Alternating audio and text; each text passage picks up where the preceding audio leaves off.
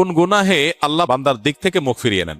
এই বিষয়ে প্রসিদ্ধ একটা হাদিস আছে, নবী সাল্লাল্লাহু আলাইহি ওয়াসাল্লাম বলেছেন, 3 ব্যক্তি এমন আছেন যাদের সাথে কিয়ামতের দিন আল্লাহ কথা বলবেন না, তাদেরকে আল্লাহ তাআলা পবিত্র করবেন না। এই মানুষগুলো যাদের থেকে আল্লাহ তাআলা মুখ ফিরিয়ে নেবেন, তাদের সাথে আল্লাহ কথা বলবেন না, তাদেরকে আল্লাহ পবিত্র করবেন না।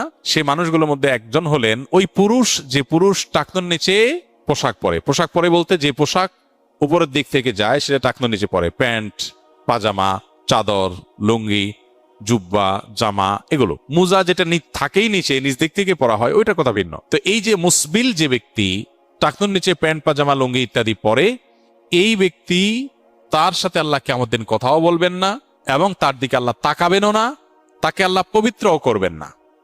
এই 3টা ভয়াবহতা এই ব্যক্তির জন্য আছে, যে ব্যক্তি টাকনোর নিচে প্যান্ট, পাজামা, লুঙ্গি পরে। আমাদের দেশে অনেকে আছেন মসজিদে নামাজ পড়তে আসলে তখন প্যান্ট ভাঁজ করে। অনেক মসজিদে মুয়াজ্জিনরা মাইকে বলেনও যে টাকনোর নিচে যাদের প্যান্ট